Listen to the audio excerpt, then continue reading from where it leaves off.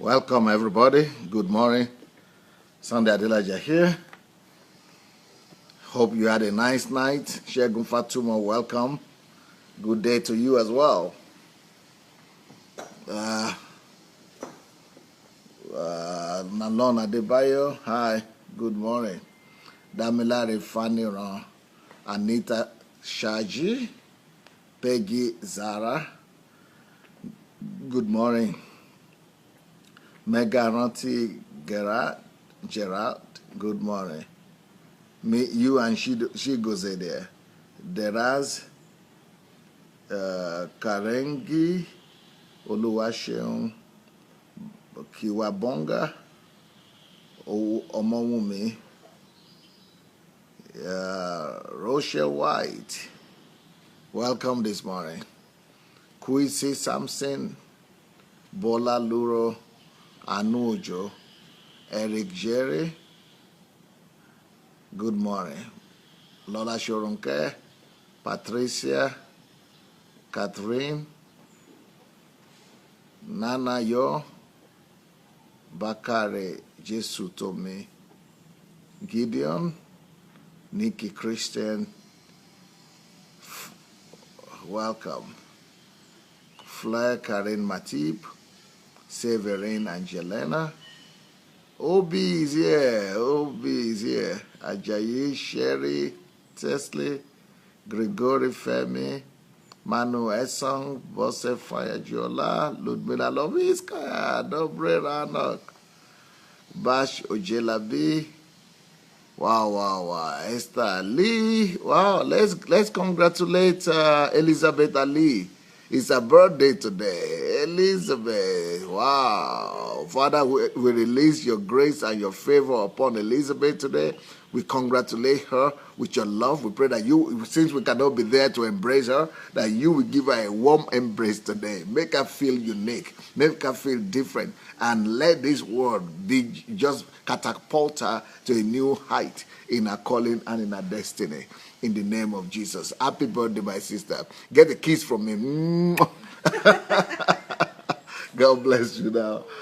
Enjoy your day. All right. But today's message is going to bless you because I'm going to be talking about your uniqueness today. So if your birthday is today, that is the word for you. But before we go into that message today, I would like to encourage you, everybody, to go to look for your share button. Go look for your share button. And let's share the message, all right? Let's share the message first before we proceed, okay? Let's go look for the message. Let's go look for the message and share it, okay? Go and look for the button. Go and look for the share button. Go and look for the share button and let's share it. Then we could proceed from there, all right? So let's look for the share button and then we can go on from there. Everybody is congratulating Elizabeth right now, but let's look for the share button as we congratulate. While we are congratulating Elizabeth, let's go look for the share button, and then we can take up from there. Okay. Very interesting topic today, and we're still on the topic. Who am I? Why am I here? How to discover your calling and purpose on earth. How to discover your calling and purpose on earth. How to discover your calling and purpose on it. So I've been giving you different keys every day. Yesterday, I gave you 2 keys. I gave you 1 key in the morning. I gave you another one in the evening. This morning, I'm giving you another key of how to discover your calling. And the key is simple. Your calling is in your uniqueness, in your difference and uniqueness. I think that's what I call it. Your calling is hidden in your uniqueness. Your calling is hidden. Your calling is in your difference and uniqueness. Your calling is in your difference and uniqueness. All of us are unique. All of us are different one way or the other. But unfortunately, the way our world is today is that they make us feel like you are weird. You are weird if you have a difference. People look at your difference and laugh at it. People look at your difference and make jest of you. People look at your difference and say, wow, you are inferior or you are not as good as other people. So the problem of this world and the world system, the way it's put together, is such that they want to put you under subjection. They want to put you under submission. The world system want to crush you, wants to crush your uniqueness, want to crush your difference. And they ridicule your uniqueness, they ridicule your difference, and the world wants to make you feel that you are worse than anybody else just because you are different from them. But really, it is God that made you to be different. It is God that made you to be unique. It is God that put those differences in you. He's the one that put all those uniqueness in you. And the reason he did that is because he wants that those uniqueness are directly related to what you are supposed to do for God. They are directly related to who you are supposed to become. So one of the main keys to understanding who you are really is to look into your difference. Look into your difference. Look into the things that you do differently. Look into the things that don't really look like what other people have in you. Look into yourself and see the things that are different from what other people do. See the things that make you different. So, and value your difference. So a lot of us growing up, we've grown up with inferiority complex because of our differences. Our difference has created in us some inferiority. Our difference has created in us some laughing stock. But really, it's unfortunate. You are not supposed to be a laughing stock just because you are different in one way or the other. It is time for us to begin to celebrate our difference, because your calling lies and is hidden in your difference. Your calling is buried in your difference. Your difference is one of the greatest secrets you have. Your difference is one of the greatest keys you have. Your difference is one of the greatest, formula of success that God has put in you. So, and you are different only because God made that difference to be possible. God put something in you that will make you different from other people. And to tell you the truth, all of us really are different. All of us have a difference. Every one of us has his own or her difference. And and it's not me to tell you that. It's not me to tell you about that. Every one of you know that you are different. And not just you, that you know in yourself that you are different. Science has confirmed that so many times. Over and over again, it has been proven that no two people are the same, and no two people actually have the same features. That every person has actually been designed, created, and grafted by God to be totally different. So, some of the most obvious and some of the most compelling arguments about our differences is the fact that people will tell you about the color of your eyes. Maybe not really the color, but when they examine the teachers of your eyes, they say that it's actually different. Nobody has quite the same eyes as everybody else. So your eyes is a compelling proof that you are different, because not just you are not, nobody is quite like you and has your eyes among the people who are alive today, but nobody has the same eyes as anybody else in the whole world who had ever lived and will ever live. So God is such a master creator. He creates only masterpieces. So your difference is what points to the fact that you are a masterpiece. You are a masterpiece in the hand of God. I mean, you are a unique creation. You are the only one in your own class. I mean, can you believe that? You are the only one in your own class. Can you believe that? I mean, you are the only one in your own class. Can you believe that? You are on the class of your own. Oh, wow. Ooh. If that doesn't get you excited, I don't know what's going to get you excited. You are the only one in your own class. I mean, not just in the world today. You are not just the only one in the world, but you are the only one in the world. Yes, quite all right. But you are the only one that has ever lived. You are the only one that has ever been like this. So it is therefore a waste of time, and it is a demonstration of futility and ignorance for somebody to be trying to look like other people, or for somebody to be trying to copy other people, or for somebody to allow himself to be suppressed by other people. It is therefore an act of ignorance for you to be trying to be like other people or copy other people And it is also a lack of, an act of ignorance for you to allow the school system to make you a uniform being with other people. It is ignorance for you to allow any other person to make you become like them, or to tell you how you are supposed to be or who you are supposed to be. You are created in such a way that nobody should suppress you or tell you how to behave. That is hidden in you. That is already in your uniqueness. And another proof that everybody talks about the uniqueness of a man, and that proves that none of us is a repetition of another person, and that no two people are quite the same, are your fingertips, are your fingerprints. We all know about the fingerprints, because when police arrest people and they suspect them of any evil doing, and anybody wants to give the wrong name or the wrong identity, the only thing they need to do is to take your fingerprint. Once your fingerprint is taken, it just becomes very clear who is lying and who is telling the truth, because there is no way you can fake your fingerprint. There is just no way any other person will have the same fingerprint as you. And what is that telling us? That is sending a message to us from God. Everyone is trying to let you know, and everyone is trying to let me know. Everyone is trying to tell each and every one of us that you are the only one that can do what He has sent you here to do. God is trying to say, you are the only one that has the capacity that you have. That is saying to us that nobody should suffer from low self-esteem. That is saying to us that you have something that is not worse than any other person. If no other person can have your fingerprint, it means that no other person can do what you can do. If no other person can have your eyeballs and the details of your eyes, it means that there is nothing, there is something that you can do that no other human being can do. If there is nobody that is quite like you, it means that you can achieve something that no other human being will be able to achieve. It means that you have the right of bragging. You have the right to be proud of something that no other human being will be proud of. It means that you should not even have inferiority complex at all.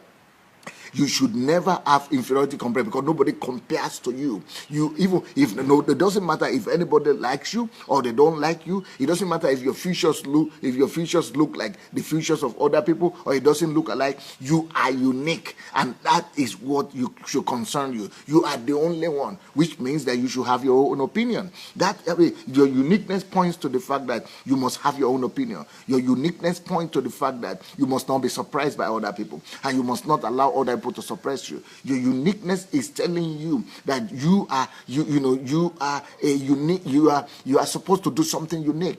Your uniqueness tells you that you are supposed to look for your own way, for your own path, for your own calling, for your own destiny. Your uniqueness is telling you that you are supposed to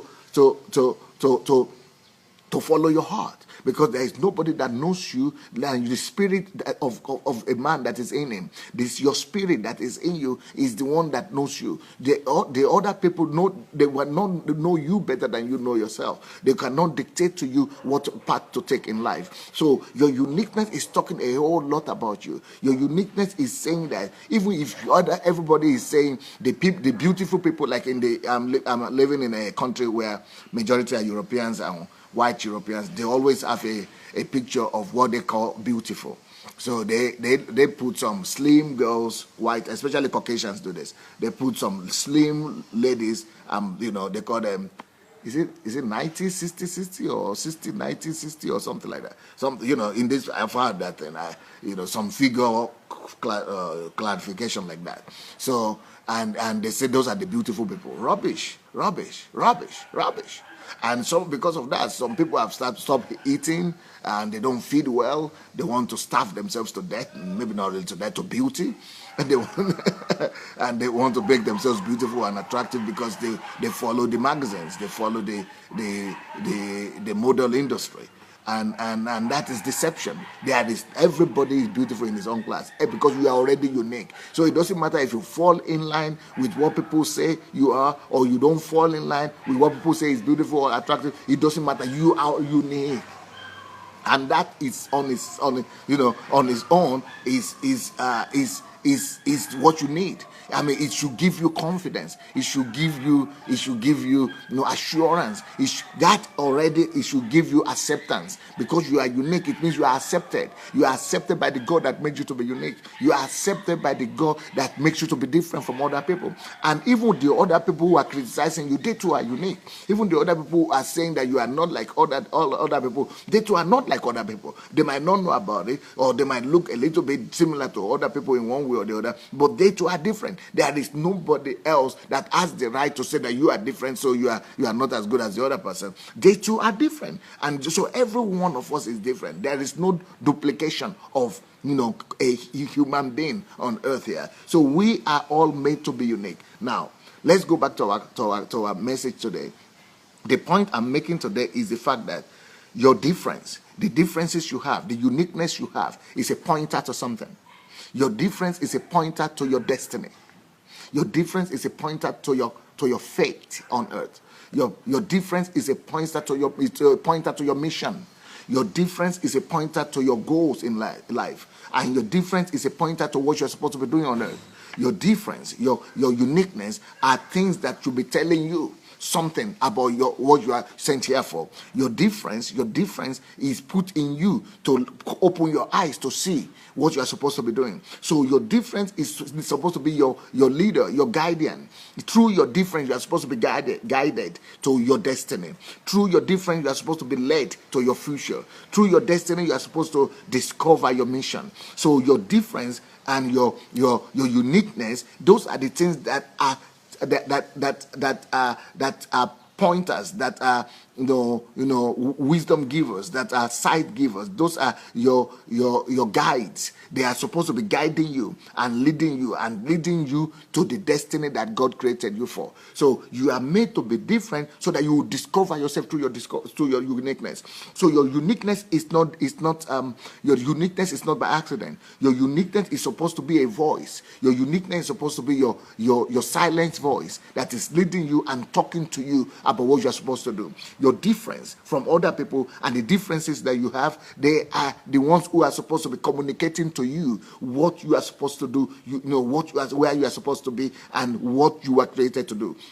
So through our uniqueness and through our difference, we could actually discover who we are. So your uniqueness is a key to self-discovery. Your difference is one of the major keys. It's one of the most compelling truths, the key that will tell you who you are made to become. And nobody will tell you who you are made to become like your difference and your uniqueness. Your uniqueness and your difference, they are the things that are supposed to tell you and convince you about where you're supposed to be and about where you're supposed to go. So believe in yourself and follow the leading of your nature, of what God has already created you to be, about the uniqueness God has already put and implanted in you. Those uniqueness and differences are implanted in you already, and because they are implanted in you, they are supposed to lead you in the right path and right direction.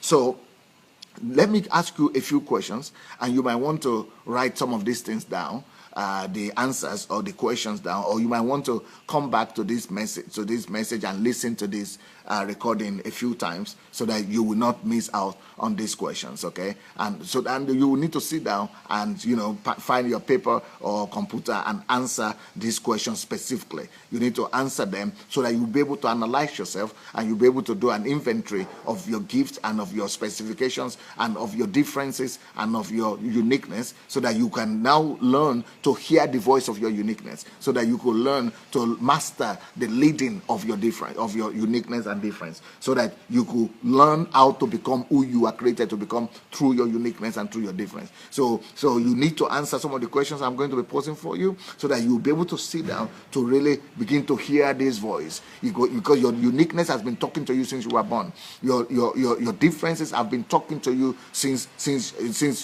throughout your whole life, but you've not been taught to listen to them. You've not been taught to follow their leading. You've not been taught to answer critical questions that will help them, your uniqueness and difference, to actually lead you into the right path that God has created you for. So what are some of those questions that I want to throw to you today that will help you actually to discover who you are? By the way, I discovered that some of you come late sometimes.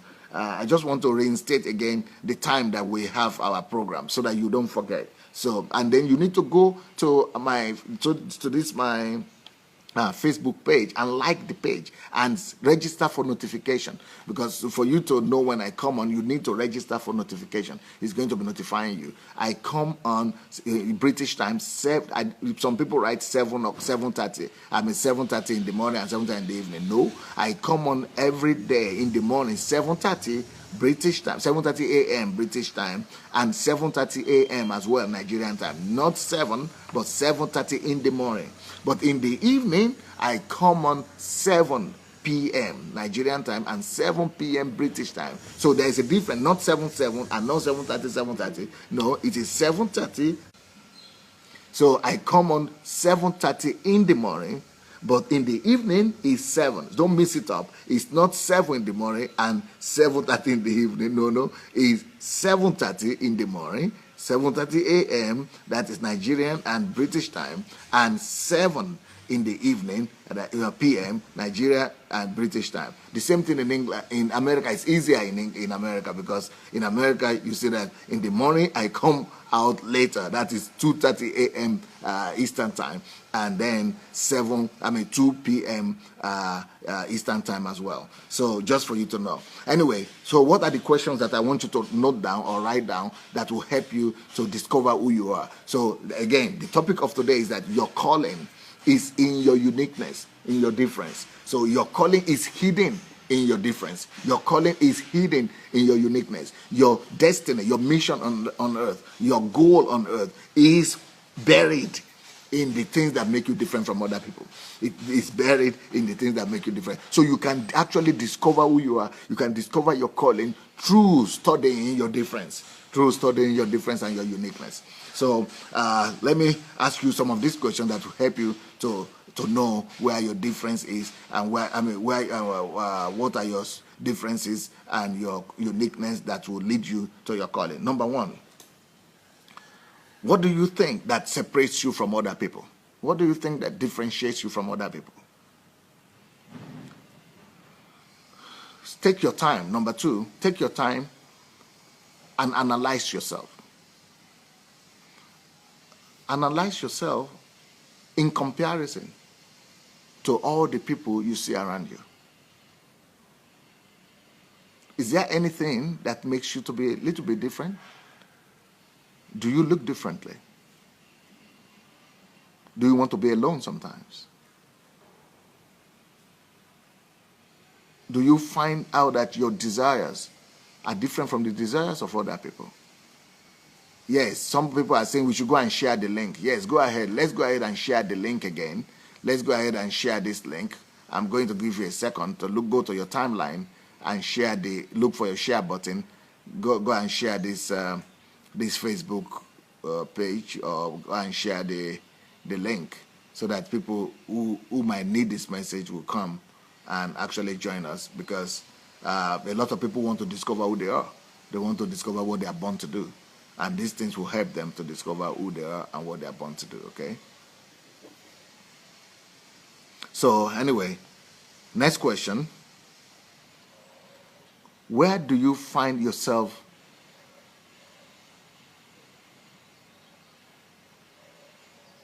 unresemblant to other people? Where you don't look like other people, where you don't behave like other people?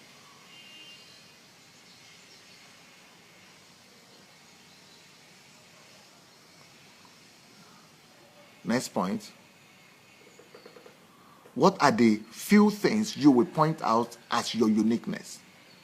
What are the things that you will call unique about yourself? What are the things you will call unique about yourself?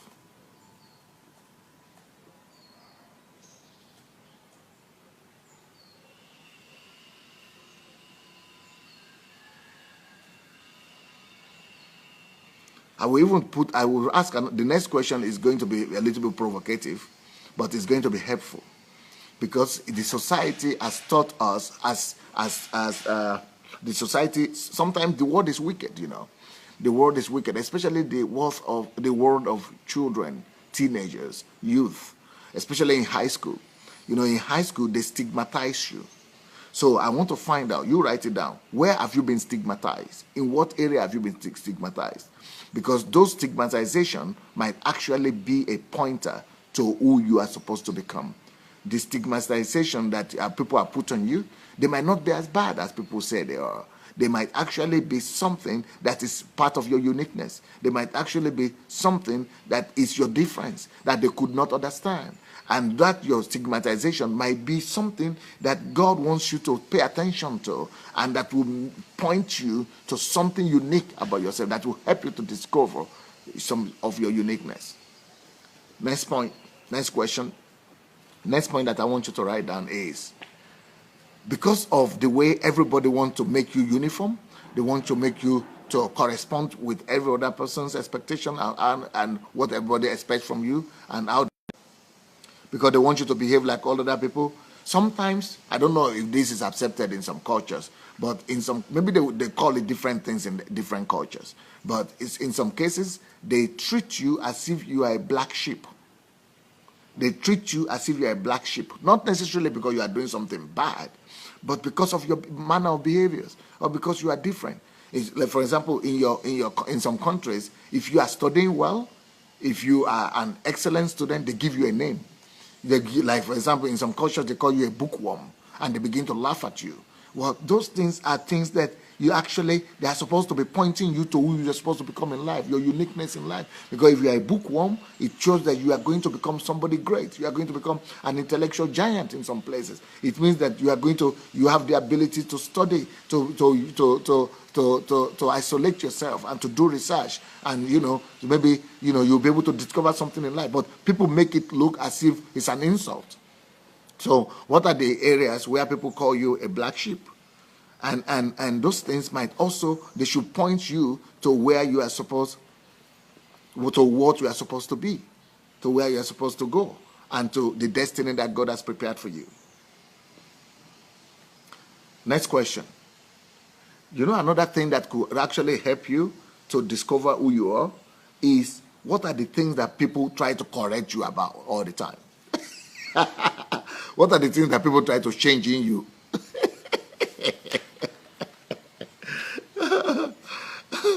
I remember that there was a time I personally, I was because I could speak Russian and English, and somebody called me one day to translate, to interpret for another preacher. So I was interpreting, and when this guy was talking so funny things, and as an interpreter, I was laughing and translating. So one of the other preachers that was there and said, okay, why are you behaving like that?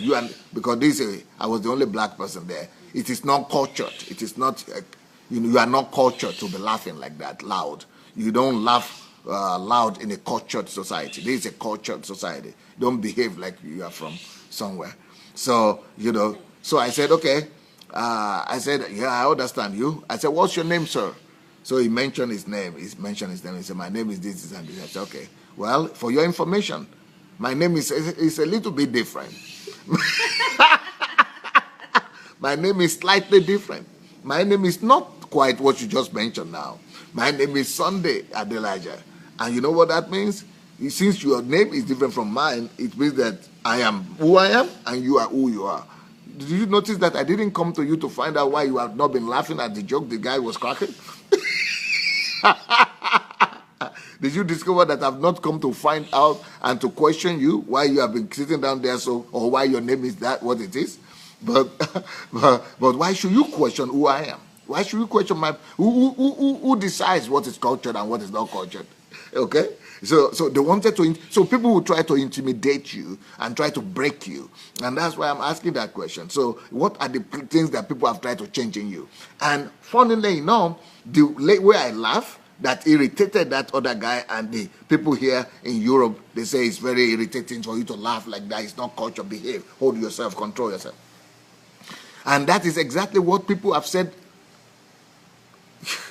they like about me sometimes. Even yesterday, somebody was saying that your laughter is contagious. So they didn't say my laughter is depressing. They said my laughter is contagious. So can you imagine if I had been intimidated to a point where I'd kept quiet and I've lost that?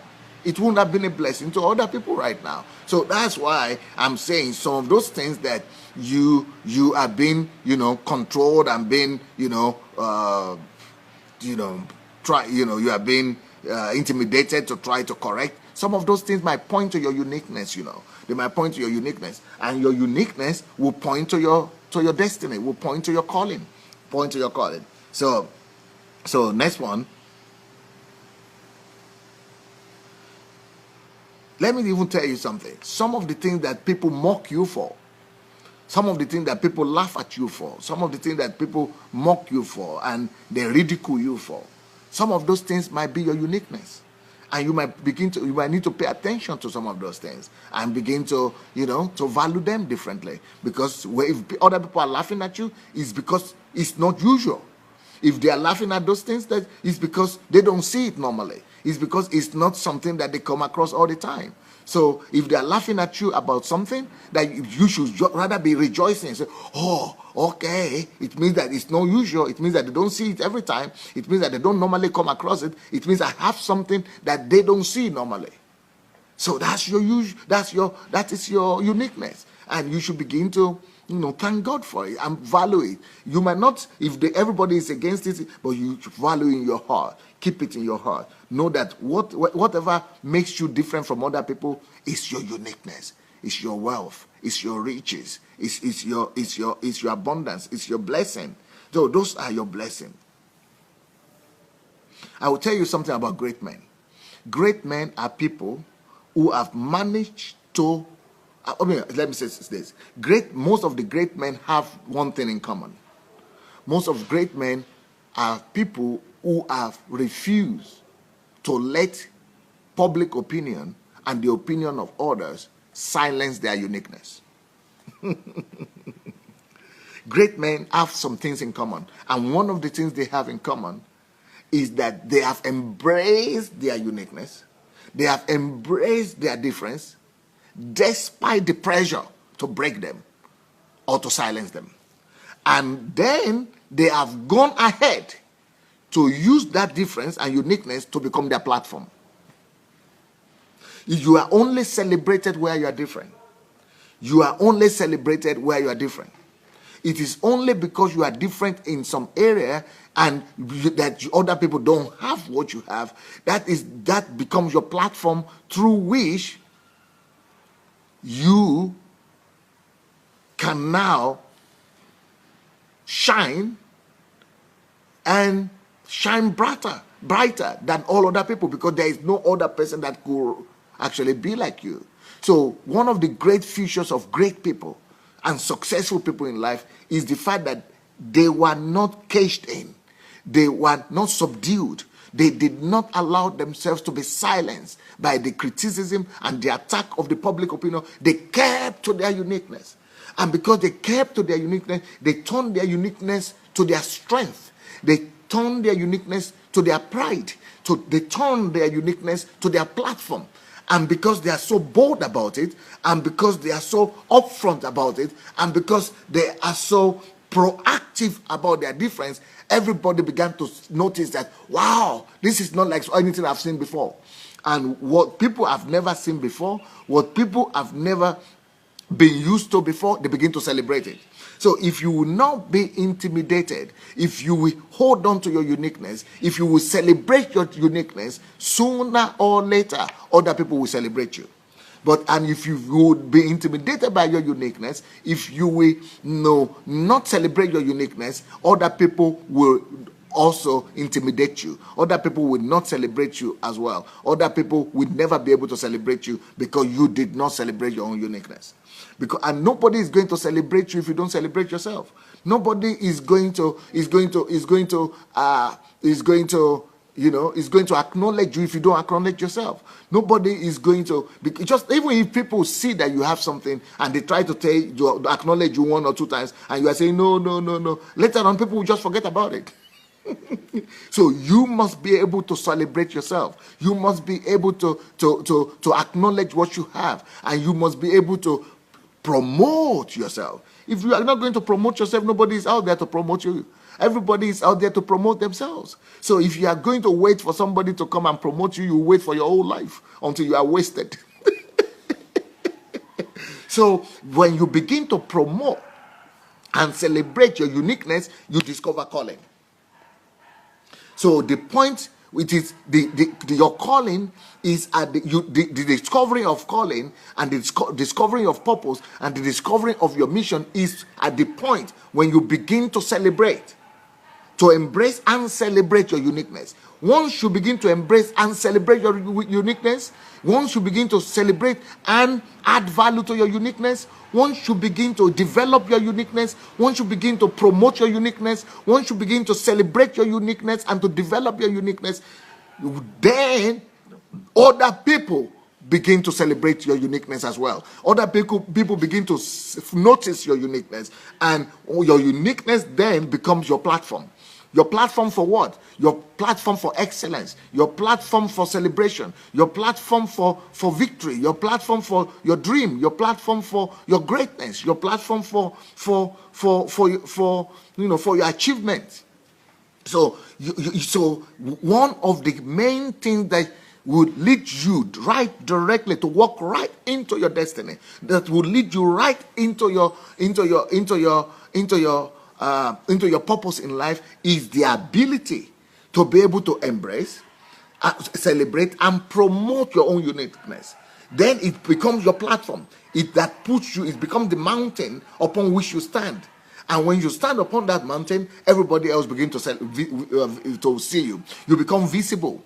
So your visibility is in your uniqueness. But not just the uniqueness itself. If you are unique and you don't notice it, it doesn't profit you. It never becomes a platform. It never becomes your mountain. If you are unique and you notice it, and you actually amplify your uniqueness, the ability to amplify your uniqueness, the ability to magnify that uniqueness, is what we call calling.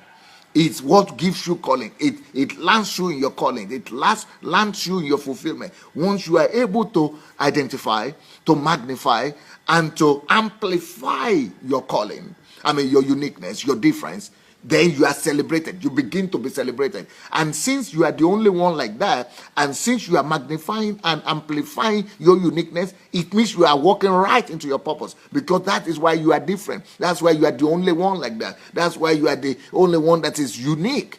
So since it's your uniqueness that you are celebrating, since your uniqueness that you are magnifying, it means that you are right in your calling, because you are the only one like that. You are created to be like that. So you discover right there what you are created for. You walk right into what your calling is and what your purpose is. All right, let me now go and show you some examples. And since I'm preaching since I'm a preacher and a pastor, I'm going to use the Bible as my foundation, and to prove to you through the Bible that your calling is in your uniqueness and your calling is in your difference. Now, let's look at the life of someone like Joseph. Have you ever heard the story of Joseph? Joseph the dreamer, they call him. They used to laugh at that guy. Oh, Joseph the dreamer. Even though his story happened maybe 5,000 or 6,000 years ago, but even while I was growing up, when they want to laugh and scorn somebody and mock and just ridicule someone, they say, "Oh, that's Joseph the dreamer." They still was calling him. Even in my own time, they were still calling Joseph the dreamer and laughing about it.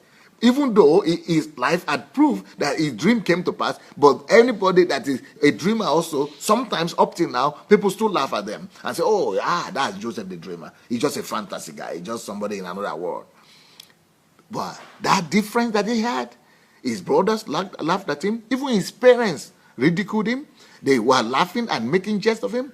But that man, he never threw away his uniqueness. That dream that he had, the ability to dream, the ability to envisage something that is not here in the present, the ability to dream of his future, to dream of the future reality, the ability to be able to come up with something that other people are not seeing, to see what others are not seeing. That was his uniqueness.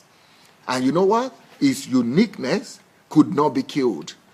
His dream could not be killed. They gathered against him. They tried to silence him. But his uniqueness, he embraced it. And it was that same dream that got him to the throne. His dream, his uniqueness made him who he became. Your uniqueness is the platform for your calling. It was in his uniqueness, in his ability to dream, that was where his dream and his calling was hidden.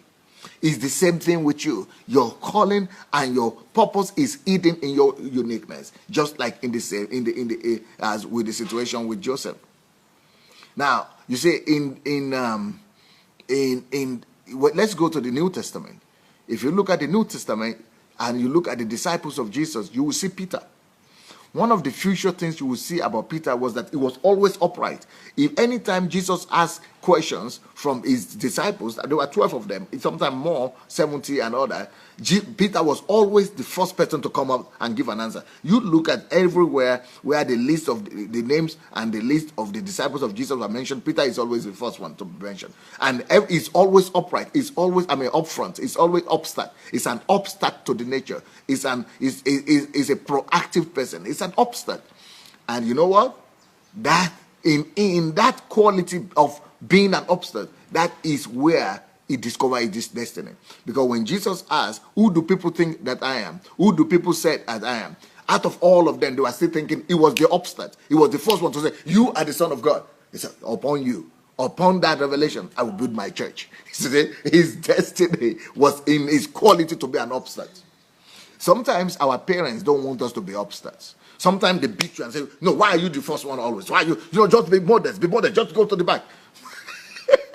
So look for those things. That's why I told you the other time. Look for those things for which people have tried to beat you and try to silence you and ridicule you and call you a black sheep or something.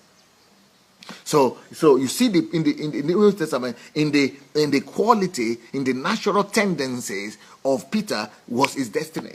It was going to be the first pastor of the church. And it was upon his revelation that the whole church was going to be built. Just because it was an upstart.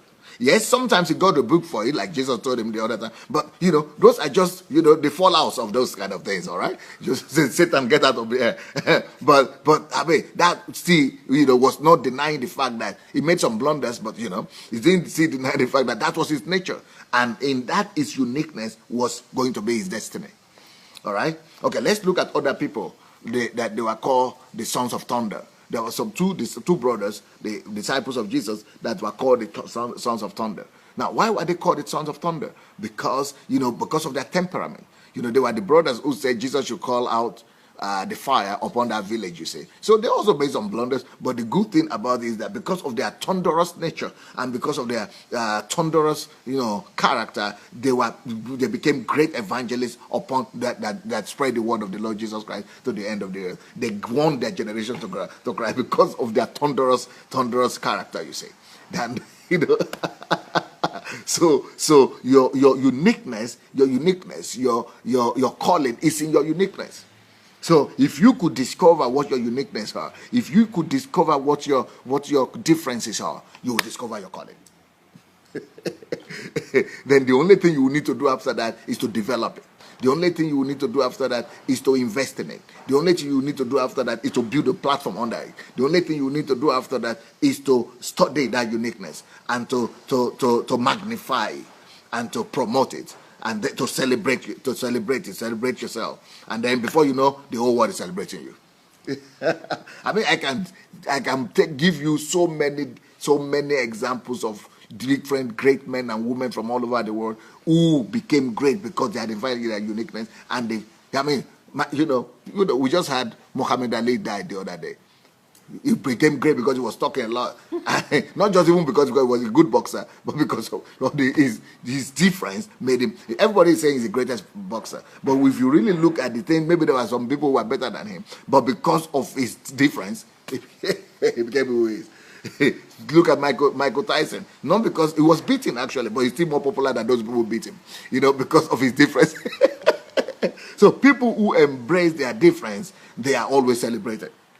They're always celebrated. I mean, even a guy like Nick Vujicic that doesn't have hands and feet, but it was supposed to be like a shame. Wow, it's supposed to be hidden somewhere, not even show him to the public. Lock him up somewhere, throw him in some orphanages, throw him in some houses. Don't even show him to the public. It's an embarrassment, shame. But the guy embraced his uniqueness, and now he's more popular than all of us put together. All over the world, everybody is celebrating him. Why? Because when you embrace your uniqueness, when you magnify your uniqueness, when you promote your uniqueness, it becomes your platform. So your calling is in your uniqueness. Your calling is in your uniqueness and in your difference. All right? So, I mean, there are so many examples like that. Even Einstein, they said you could, I mean, and even Thomas Edison, all of them. One of them, they say he was deaf. Because he was deaf, he couldn't hear the distractions of the whole world. And that deafness led him to greatness. Another one, they said he was retarded. He couldn't study in school. So they took him out of school. Because of that, his mother was the one who trained him. So that thing they said he was retarded for delivered him from the school system where they could have conformed him and made him to become who he became. Your difference could be your platform. Your difference is where your calling is hidden. All right? Now, okay, let's talk about other people in the Bible. Look at Paul. Apostle Paul. He wrote 2/3 of the New Testament. 2/3 of the New Testament. I mean, Apostle Paul. You know why? Because he was an intellectual man. Before he met Christ, he was interested in knowledge. He was interested in wisdom. He was interested in education. He was developing his mind. Then that apt to study and that ability to be smart and that intellectual prowess in it was his destiny. Whoever knew that he would now be saved, and now as a result of that, he will become the intellectual destiny. I mean, it will become the future of the whole church. And it became the legacy of the whole church, of the church of the Lord Jesus Christ. Why? Because God was able to embrace, and unlike what people do today. Some people tell you that when you come to God today, that you are supposed to forget about what you knew, and you're supposed to put off your mind and put off your intellectualism, and you don't embrace your uniqueness anymore, just embrace the Bible only. But Paul was not like that. His intellectualism, his knowledge, that is what actually propelled him and became the foundation for him. But unfortunately, so many churches today, they don't want you to study. If you are doing something in the world before you came to Christ, they want you to forget about it. They want you to leave it out and say, no, that was in the world. That was, forget about it. But that could be where your uniqueness is. That your uniqueness, that's your gift. That could be where your calling is. So when they begin to tell you that whatever you did in the world, no, you now need to go and pray again. Just begin to pray. God will tell you. God has already told you. God has already told you are supposed to be. How did he tell you? In your giftings, in your uniqueness, in your difference. He has put those things in you from the day you were born. You don't need to pray about it. You just need to observe to know where where your uniqueness and your difference is, where you are gifted from when you were growing up, or what you had inclination for. So don't believe all those people that tell you that when you come to God, forget about stop reading books, stop going to school, stop studying. Then you will never come to fulfillment. That's why we have everybody in church wants to become a pastor, because we have deprived them of their uniqueness. We have deprived them of their calling. We have deprived them of their platforms. We have deprived them of their destiny. We have deprived them of who they're supposed to be. So now they are only struggling to become like us, to become preachers and teachers like us. Not everybody missed their road in the world. Not everybody missed their directions in the world. Not everybody is supposed to reconvert back to become something or the other, or preacher or anything, But some of them are supposed to continue in the thing that they were good in the world, so that they could become it was a pointer to who they are supposed to become. You see, so it doesn't follow. It doesn't follow that everybody that gets born again has missed it in the world. And some people didn't miss it in the world. Some of them were pursuing their passion and their vision and their destiny. Look at David, for example. I mean, David, thank God, because his brothers didn't like him. So they were always sending him to the field and everything. And he was always embracing it. The fact that David would go and do what other people didn't want to do, that was supposed to lead him to his destiny. Because He became the man after God's heart because of depression. He was alone. He would be playing music because it was not accepted. It was not embraced by other people. He was developing other skills. And the skill of music made him to be the man after God's heart. And then the fact that he was isolated and thrown to do what other people cannot do, and he was always in the field with the sheep, and as a shepherd, made him now to become the shepherd of Israel. You see, so all those uniqueness and the differences that are in you that other people might have, rebuke you for or laugh at you for, those might be the pointers to what you are supposed to become, to what you are supposed to become. Okay, even your disadvantages, the natural disadvantages that we think that they are bad. Okay, like Moses was a stutterer. Moses was a stutterer, a stammerer. Okay, as a stutterer, Moses couldn't talk, and he thought that was his greatest disadvantage. But God took him and used that to his own glory. All right, God even made him to be noticed because of that. All right, so the fact that you are a stutterer or a stammerer doesn't mean that or any weaknesses you might have might be that your weakness might even be what God will use to become your platform. I mean, look at Samson, for example. Samson loved women. He loved strange women. And we could think, okay, how could that be for God's glory? Oh, wow, no. We always know only bad things about Samson. Well, I tell you that it is because of those women that he loved that he was able to come into confrontation with the Philippians. And it was because of those traps they were setting for him that he was able to destroy them and set his nation free. Everybody tried to stop him. Even his parents tried to stop him from all those women. But they couldn't, because his destiny was connected to those women. His calling was connected to that. He wouldn't have become a deliverer if he didn't have interaction with those people. And he had interaction. The bridge was through women.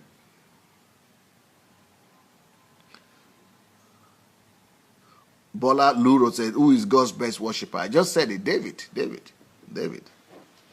So what am I saying? That your calling, your purpose is buried in your uniqueness, in your difference. All right, in your difference. Aaron was able to become the second man in Egypt, in Israel. He was able to become the second man after Moses just because he could talk. But in our culture today, if a child is talking all the time, talking, everybody wants to shut up. Why are you talking all the time? Why? But just because this man could talk, he was called and anointed to be to become a deliverer in Israel. Just because he could talk. He said, it will become your mouth. So, your calling is in your uniqueness. Your calling is in your uniqueness. Look at Abraham, for example. Because sometimes your background is also one of the pointers to who you are supposed to be. Your stories, the circumstances and the things that happen to you. Sometimes God put you in that circumstances. Sometimes God put you in that unique environment. Sometimes God allows some things to happen to you because of the destiny He wants to take you to. For example, Abraham was childless. Abraham couldn't have a baby so that he will learn to value and to become a father. And he now became a father not just of one person, he became a father of nations.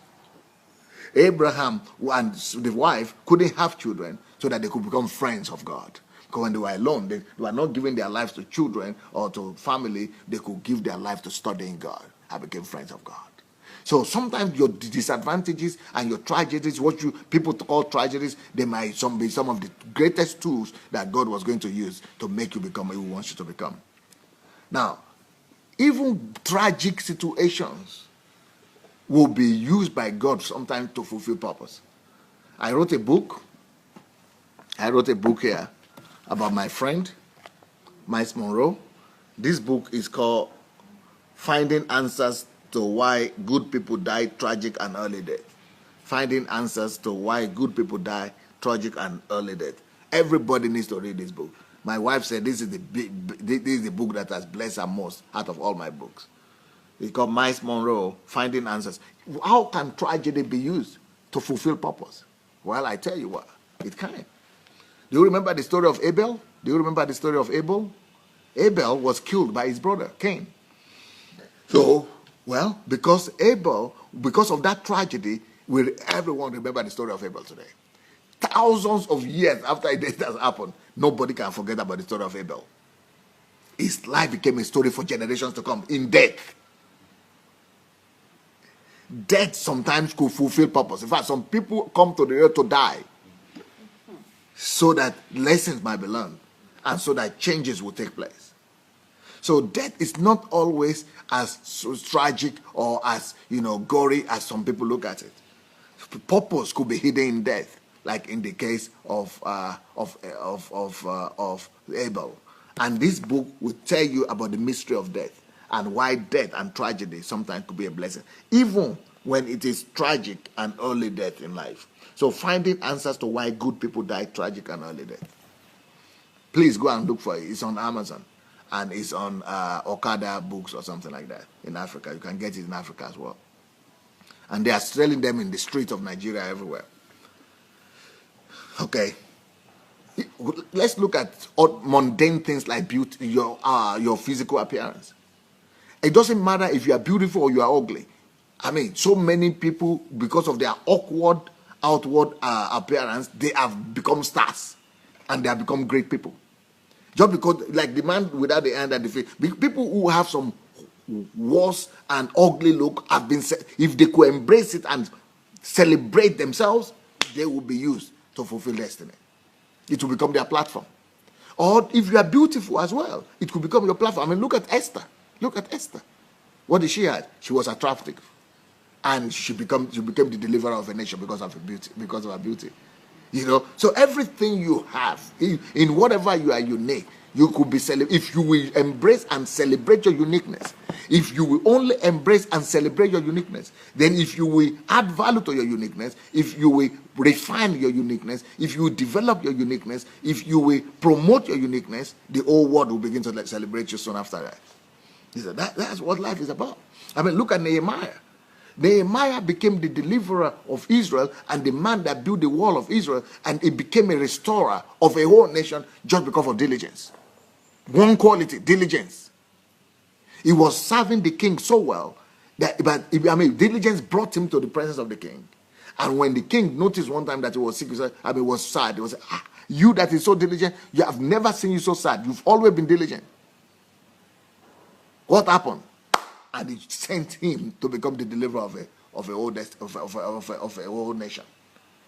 So diligence or even cheerfulness, even Mary, could all be a pointer to your uniqueness and to your disability could be your platform for greatness. So what am I saying today? What I'm saying is that your calling is in your uniqueness and in your difference. If you look at Daniel, is the work ethic of Daniel. I mean, when Daniel got to the land, he disciplined himself. The discipline and work ethic is what made Daniel to become prime minister and governor in a foreign land. I mean, when everybody was playing around, all that, he disciplined himself, did what he needed to do, and became a star. So my time, unfortunately, has come to an end, but I want to see what you've learned from this lesson. I want to hear you. What did this tell you? What are you taking? Did you learn anything? Tell me, somebody. Did you learn anything from this class today? Let's go and share the link first. Let's first of all go and share the link to this message. Let's go and share the link to this message, all right? And while we are sharing that link, if you have not already shared it, I will be reading the comments. I want to hear your comments. I want to hear what you think God is telling you through this topic. And I've released the book. Go and get the book. The book will help you better. The book is called Who Am I? It's on Amazon and on Okada, and the link is already here on the platform. So press on that link and go and get the link. You'll be able to use it to teach yourself and to teach others. Kike Moronkeji said, when I was growing up, a lot of my family members on my maternal side used to make fun of me because of my complexion. My mom and siblings are light-skinned, and I'm darker like my dad. I used to hate my skin tone. Wow. I wanted to be light like them. These negative remarks affected my self-esteem, my God, when I was younger. Thank God I never bleached my skin due to these pressures. It wasn't until I got into my 30s that I had enough of beating up of myself negatively about it. I came to the understanding that there is a deliberateness with how God made me. I know this lady. She is one of the most beautiful ladies you will ever see. She is just so beautiful. Even her skin and her color, I don't know how that could happen. Just like my wife. When I met my wife, she said, she hated her voice. Now her voice is the deliverer for many nations. I repented of criticizing myself, how uniquely God has created me. Now, when negative thoughts rise up, I point those thoughts to God and declare that God purposefully made me the way I am. I am finally free. Well, you are missing the point, Kike. Your goal is not to be free. Your goal is to make it and turn into a platform. Your goal is to embrace it and celebrate it and turn it into a platform. You need to do something about the skin and your skin and use it as platform. Like my wife, like she didn't like her voice. Now it has become a platform. She's a preacher now. She's using her voice every day. I mean, people are listening to her all over the world. It has become a platform. It has become a destiny. Kike continues to say, Dear Pastor Sunday, I've purchased your book, Who Am I, on Amazon Kindle. Good. You see, she is fast. She is smart, this girl. Thank you, Pastor Sunday, for your commitment and willingness to share powerful truth. I can't wait to read it. Apostle Yomi Onadipe said, the world, especially the African continent, needs more messages on this topic. If millions of our youth can have access to this kind of messages, a lot of positive changes will be seen. Yes, well, thank you, Apostle Yomi. And that's why I wrote the book. Let's get the books to them. Let's get the books to them.